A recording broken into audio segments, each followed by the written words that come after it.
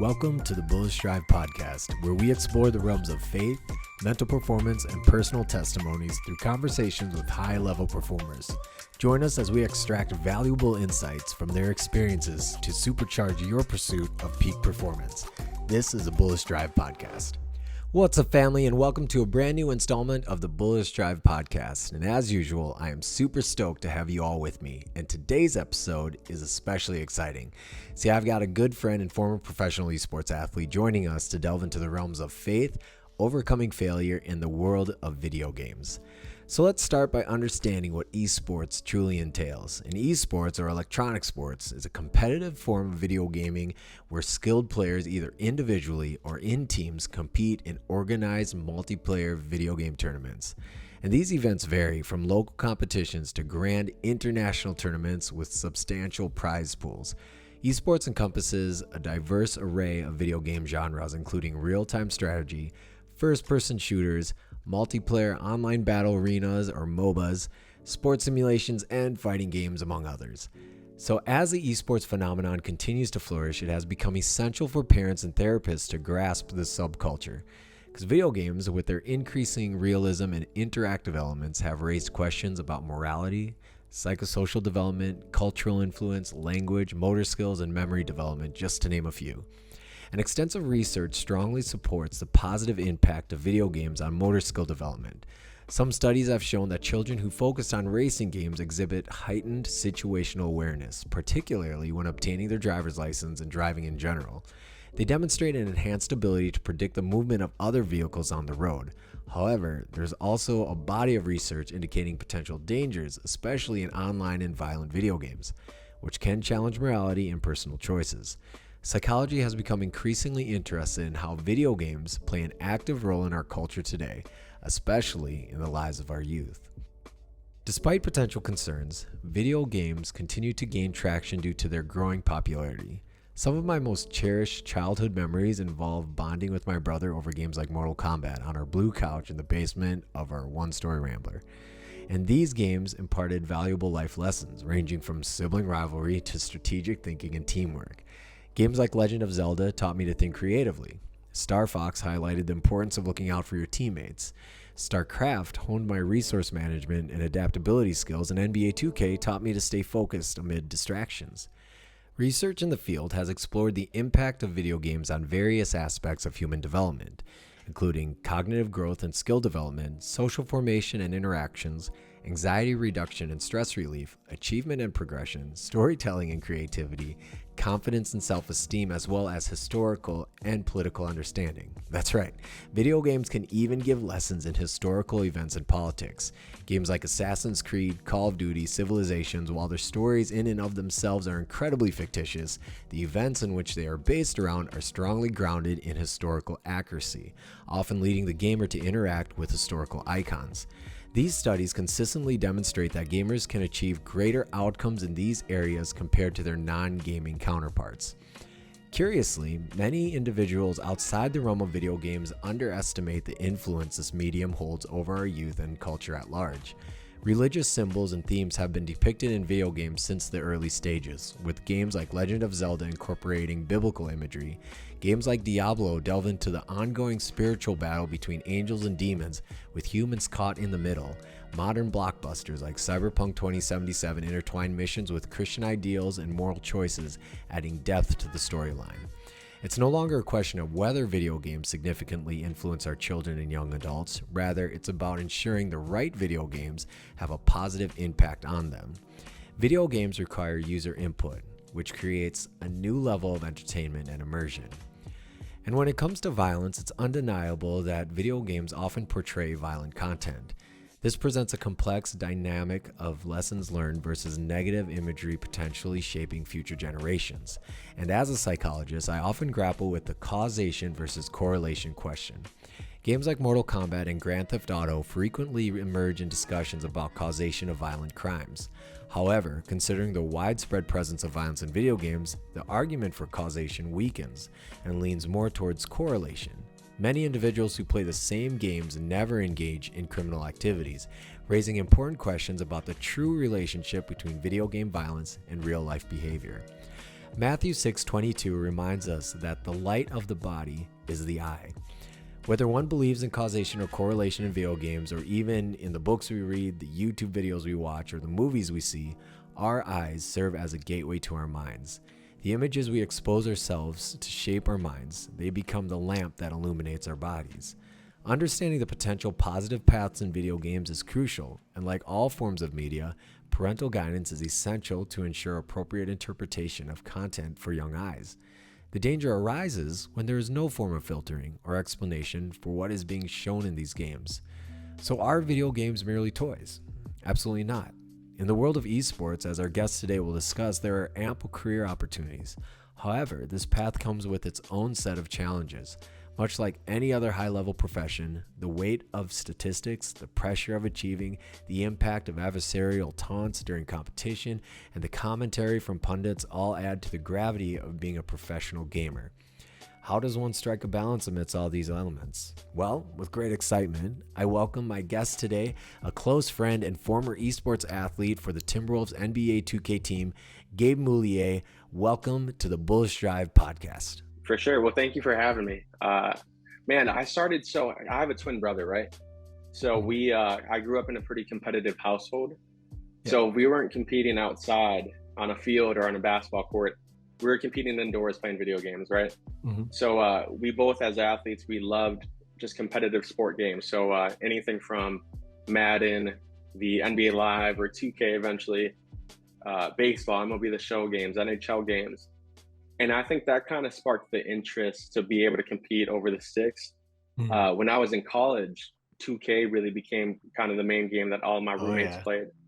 I saw there was an announcement that they were actually going to become an official eSports 2K league. At that time, I felt like, man, I'm beating my roommates. I'm pretty good. There's a couple game modes called Jordan Rec and Pro-Am.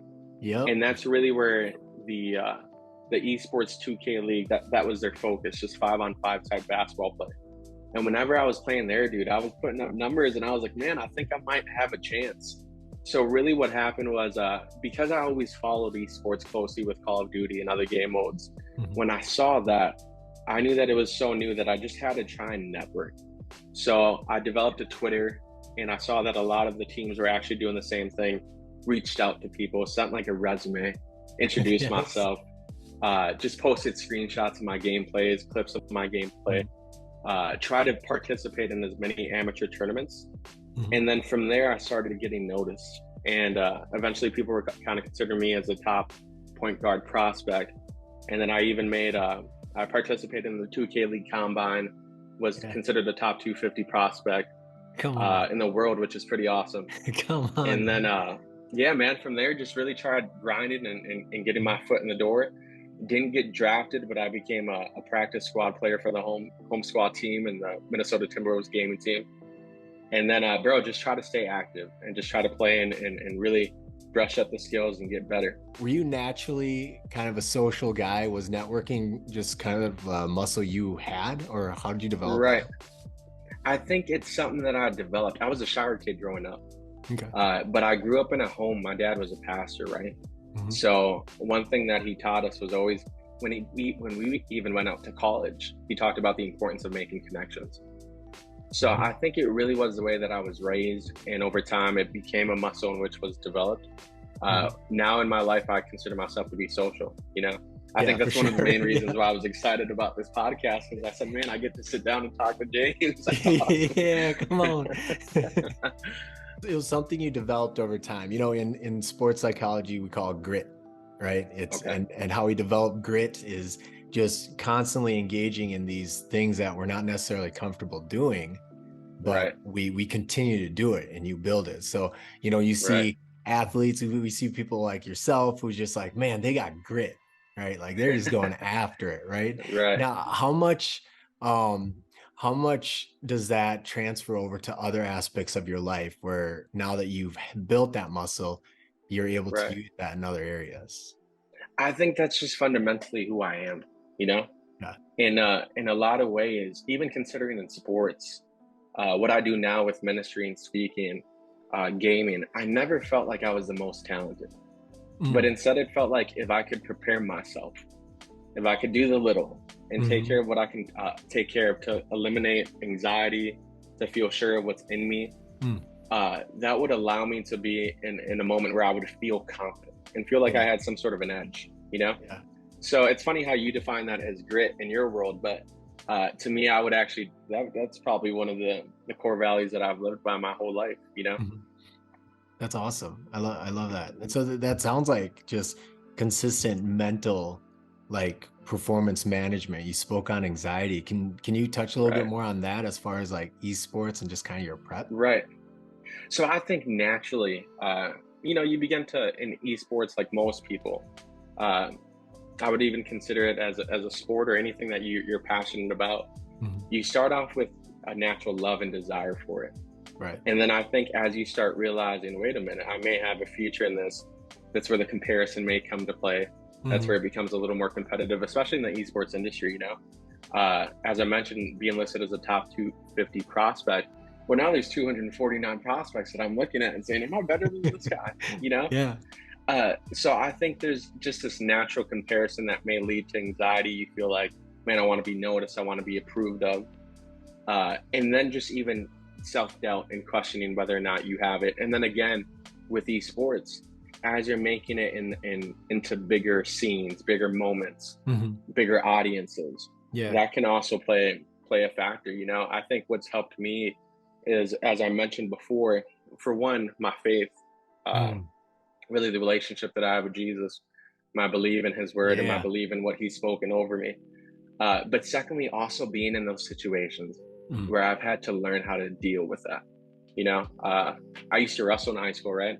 There was one moment where my dad meets me in the locker room because I'm throwing up before me, you know? So from a very young age, I felt like I would deal with anxiety. As an athlete, what I realized, and it took me to I think my sophomore year of college playing lacrosse. I started realizing that what made me feel more comfortable, more confident was my preparation. So watching film. And that same thing translated into esports. The same habits that I built as an athlete, as a lacrosse player, I did exactly with esports. I would watch film. I would study my opponent. I would study mistakes in which I would commonly make. Really big on speaking life over myself, speaking words over myself. So for one, just truly believing like you've done this before. You've been in these moments before. Yeah. You know, and just kind of speaking life to myself has been something that really has helped. And then also experience, time, consistency. You also mentioned. I think you and I have lived long enough to know that we're bound to fail. You know? And I've had moments where I've embarrassed myself, and just coming to terms with the fact that every time I failed, I have learned, I've developed. I even think you said that on one of your clips I just watched recently, right? Oh yeah, yep. So it's just the perspective in which I have with failure, you know, that's allowed me to limit that anxiety in those moments. So I know that's a long answer, but I think it's something I've learned over time, and there's been different principles that I've had to apply in my life to get to this point, you know? Yeah. No, you're absolutely right. I mean, on a lot of it, like, it was a broad answer. Oh man, you nailed it. There's so many good things. So I kind of want to kind of break down your answer a little bit. You talked a little about failure, right? And in sports, in music, in esports, like, failure is inevitable, right? Oh my gosh, yeah. Yeah. So how did you shift your mindset? You mentioned mindset, just looking at a different perspective. What did it look like in the beginning of your esports career with failure? What does it look like now in life? Like, how did that change, evolve, and what did you do specifically to get it there? Right. I think early on, my failure gave me perspective as to where I was actually at. You know, because I think you may be naive to maybe how talented you believe you are, or how gifted you may see yourself as you start to surround yourself with people that are more talented, that are more skillful. I think you begin to look at it and say, wow, there's more that I can improve upon. That's what failure did early on. It kind of gave me the perspective of, oh man, there's a wide variety of my game on the sticks that I really do need to improve on, you know? Eventually, there's only so much that you can do, only so much that you can gain within skill in within that game, to where what failure has done for me now has really continued to to make me want to work to get it into grind. The grit, Yeah. of really like honing in on certain skills that I believe, okay, this is what I can add to the table. And then also understanding my role. I think in early on, I thought I could be Michael Jordan on the sticks or LeBron James on the sticks. Yeah. And I just don't believe that everyone's called to that. I believe the failure eventually led me to understand, no, this is my role. This is what I could be great at. And now let me maximize that. In the beginning, I was naive to it. Now it's like, no, this is where I'm at. And this is what I'm going to sharpen. These are the skills that I can add to the team on the court, right? And then you even mentioned in life, the reality is that even now as a youth pastor, man, it all goes back to the same thing. I'm not the most talented. I'm not the most experienced. I'm not the best communicator, and I don't know the most about his word. But the preparation that I put in now, the failure that I have now, ultimately I've seen time after time how I've improved upon it. I've grown upon it, and I stay firm on that. You showed such a level of humility, right? Like I can just hear it. I hear it in your story, like just accepting your role and seeing how you, not making the comparing an enemy, but comparing as a tool. And in sports, there's such a focus on outcome, right? Versus the process. Right. And sometimes we need people that we trust in our circles that are going to be willing to tell us the truth. And it sounds like as you were moving through this environment, you had those people.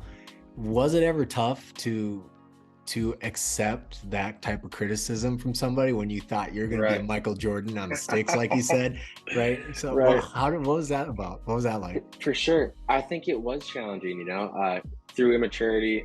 You mentioned humility, but on the opposite end of that is pride, and I think I've walked very prideful seasons of my life to now understand humility. The Bible says that he who exhorts himself humble, but he who humbles himself I'll exhort.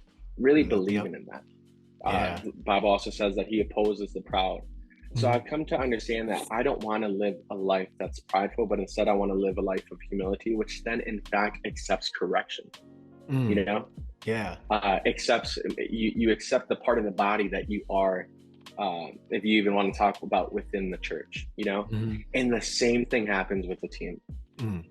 The reality is in my esport, basketball, NBA 2K, right? There's a main scorer, there's a main ball handler, there's a main defender, there's the point guard has his preference with the shooter. Right. So there comes a moment where if you really want to add the most value to your team, to your organization, even to yourself, looking at the people you're working with, accepting the criticism and accepting the role that you think might best benefit the organization will ultimately allow you to win more, So I had a group of guys that I met early on in eSports that we really kind of created that place, that environment for criticism, not being offended. So a lot of mature guys that were also growing off the sticks where we could have these conversations. And of course there were moments where it was like, man, this guy.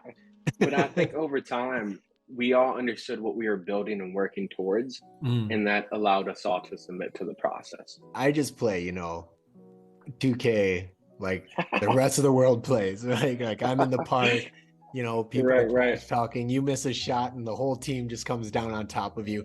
Is it like your experience sounds so much different? So for those aspiring to get into, and I know a lot of these kids that want to get into the 2K esports, and there's just this mindset of like trash talking and just like that type of stuff. What is the difference in the culture of a professional esports team and then just like playing in the park? Right.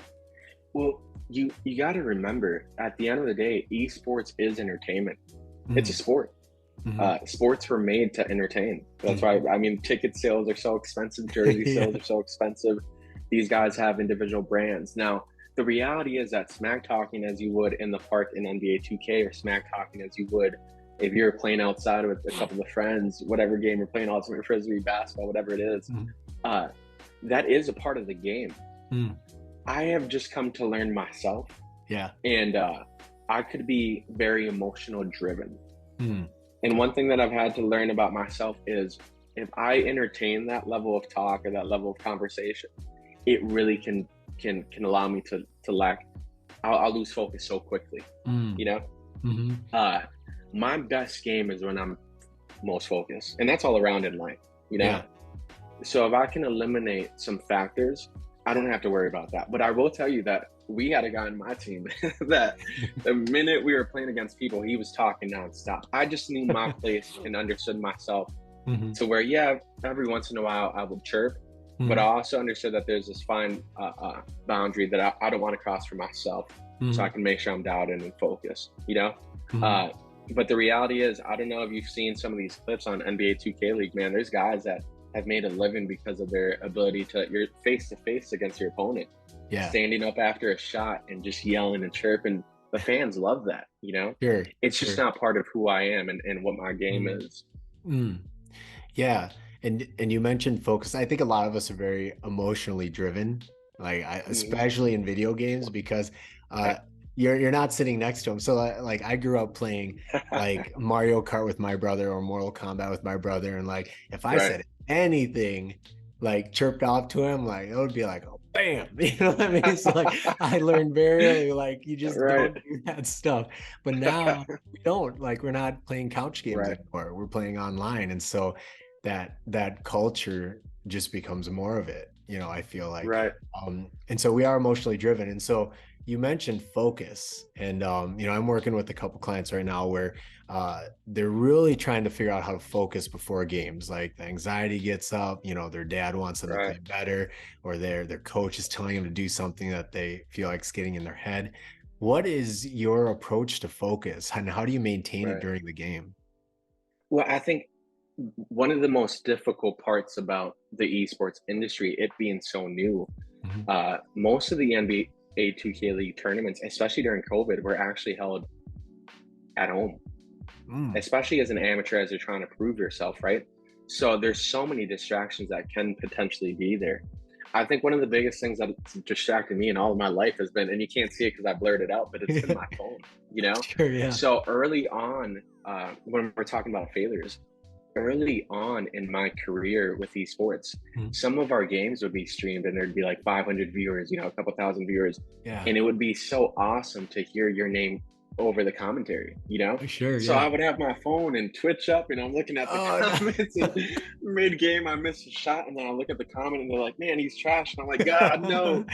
You know, so I've had to come to learn that there's a certain way, a process in which I like to do things. And I have to make sure that my environment fits the level of focus that I need. So for instance, technology, if I have any other devices, I'm actually going to put them elsewhere just to make sure that I'm dialed and I'm focused, which means that I might have to send a text out. I might have to talk to my wife. I might have, you know, just to really ensure that it's like everything's taken care of there. And then focus for me comes in little things that I do that help me focus throughout the game, right? So for instance, I don't listen to music. A lot of people used to listen to music before games, before tournaments. That would actually kind of distract me. And then before games, a lot of people would be sitting on their phone, just during passing or getting up and grabbing drinks and stuff like that. I found myself, if I was in the gym, like working on my dribble moves, working on my shot, that would help me to where it's like not an on and off switch, but instead I'm plugged in. Like I sat down on my chair, I'm in this game, I'm here to compete, and I'm going to continue to build that during the downtime. I think someone who plays 2K could understand that sometimes you're doing these matchups, the best out of 3 games. There might be a 10-minute window in between games, you know, and really making sure that I'm still plugged in, I'm still consistent, you know. This has been big too, and I learned this in college. My coach used to always say, next play, don't worry about it, next play. One thing that I found that could distract me big time in the game itself is if I make a mistake and then I'm just thinking about it the next possession. It's like, man, that turnover was so stupid. I saw the double team coming. I should have hit the corner, you know, I should have hit the pick and roll, whatever it is. And not harping myself on that mistake, but understanding there's a next play and that next play is now. Focusing on the now helped me big time. Another thing too is, and you understand this if you play 2K or any game or anyone who's ever played any sort of game, we all know there's a box where you can check your stats. dude, that could be the death of you, because Yeah. you're playing this game, but then you're checking your stat and you're supposed to be competing. You're supposed to be worried about the current play. Yeah. But then you're looking at your stat and you're looking at, oh shoot, I have 3 turnovers. I'm shooting 40%. Shoot. Oh man, the guy across from me that I'm supposed to be guarding has 30 points, you know?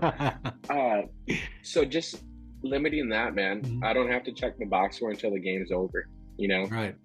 And then whatever my box score looks like, whatever my stat sheet looks like, Mhm. I'll take it. But at least I know I was focused. I gave it my best and I gave it my all. I love Cool. just eliminating the outside, talk, like you had Right. like a very real like example with your phone and Twitch and seeing Right. the comments like that Right. script goes through our heads as athletes all the time. It's like, oh, what did that It do to does. my stats? What did that do Mhm. to how people see me? Right. That's so good. You mentioned in COVID you'd play these tournaments by yourself. Yeah. Now, since esports can be played from a console or the computer, Excuse me. does that ever play into like just isolating yourself? Is there ever a chance that you find yourself just being alone a good chunk of time because you're practicing and competing through consoles? Right. I think that's one of the most difficult parts as you try to establish yourself in the esports industry, is that you have these goals and you have this vision of where you see yourself, Right. but you're not realizing how unhealthy it may be to sit for 10 hours on a screen by yourself playing a game, Yeah. Yep. And you feel that you're developing in your craft. So yeah, man, I spent a lot of time in isolation. I think that's totally contrary to how we're supposed to live our lives. Mhm. It's supposed to be within, I believe in community and relationship, right? Yeah. So, yeah, over time I had to learn the importance of it, but I dismissed a lot of relationships. Actually, when my wife and I were first beginning to date, Mhm. one of the very first things that I used to tell her and everyone else, because we used to work in the same restaurant while we were in college, if I got invited to a function, I'd be like, sorry guys, I can't. Like, my priority, I'm gonna keep doing this until I make it. I used to tell my wife now, who was currently at the time a girlfriend, Mhm. I want to make it and I'm going to keep pushing until I do. So in ways, yeah, I deflected a lot of relationship, even early on in my marriage, Yeah. not meeting her needs, but instead of meeting my need of what I thought I needed to do to develop Right. myself as an e-sport athlete, Here's where I'm currently at, right? I don't play anymore, Mhm. and I'm not developing myself as an esport athlete. I was once doing content creation, and that Mhm. was kind of I guess, like the retirement process, if you want to call Yeah. it that, because I got married, had kids, Yeah. and I still wanted to be around the industry, still wanted to be around the game. But then eventually I got to the point where it's like, man, my goal is, for one, my first assignment is the ministry of my home. Mhm. That's relationship right there, Mhm. And I'm not called to isolation, but instead I'm called to pour into my wife. I'm called to pour into my kids. Now, for every esport athlete, that may look different because you may not be married and you may not have kids. But I think the reality is that your parents, your siblings, your friends, whoever it is that may be in your life, there has to be this balance of pouring into those relationships and serving those people near you, and then eventually finding time to be able to develop your craft.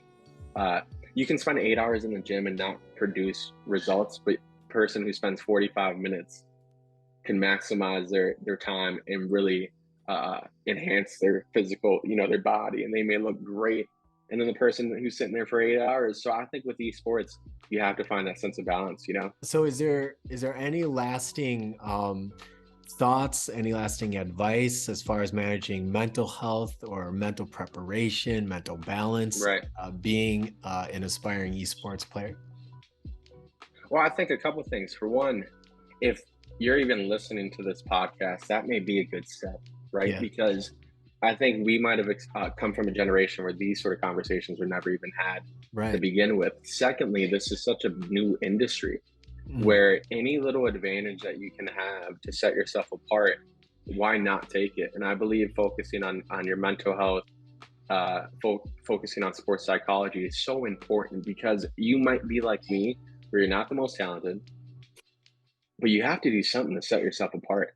Right. And I've been with so many talented people, not only within the game but outside of it, who just seem to struggle with consistency and longevity because they're so driven with emotions that they do have the technology, the resources, the people to be able to help them grow and mature in those areas, you know? So secondly, I think partnering up with an organization like you, and I know that's a plug, but the reality is that there are people out there, right? There are people out there that can help you during this process, you know?